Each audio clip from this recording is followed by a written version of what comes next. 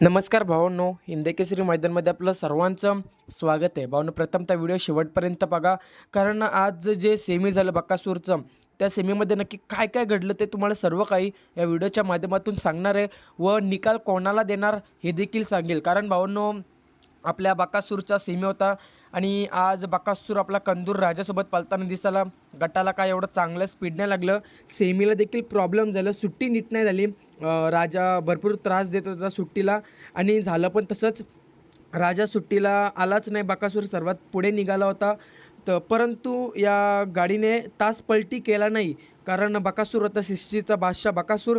बकासूरने गाडी बाहेर ओढून दिलीच नाही आणि आज भावांनो, बकासूरची हार झाली असती, परंतु जी गाडी पुढे पळत होती ती गाडी फॉल झाली. भावांनो, जी गाडी पुढे पळत होती ती गाडी फॉल झाली. नंतर राहिला विषय बकासूर, राजा आणि पडायला होता लारा.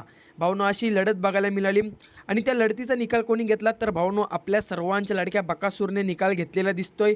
जर खाली सुट्टीला राजा दुसऱ्या तासात गेला नसेल तर भावांनो, निकाल आपल्या बकासूरचाच आहे आणि आज बकासूरचा जो नशिबामध्ये गुलाल होता तो गुलाल आज मिळणारच. कारण वाटत देखील नाही की राजा दुसऱ्या तासामध्ये गेला असेल, परंतु जर राजा दुसऱ्या तासामध्ये गेला नसेल तर निकाल आपल्या देवाचाच आहे. आज बकासूर फायनलसाठी पात्र होणारच आहे.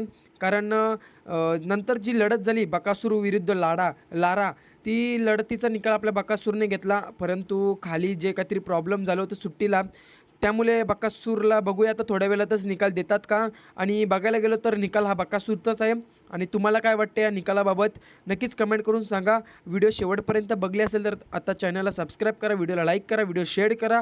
धन्यवाद भावांनो, भेटूया अशाच पुढच्या व्हिडिओमध्ये आणि निकालाची व्हिडिओ देखील लवकरच घेऊन येत आहे. त्यासाठी चॅनलला सबस्क्राईब करून ठेवा. धन्यवाद भावांनो सर्वांना.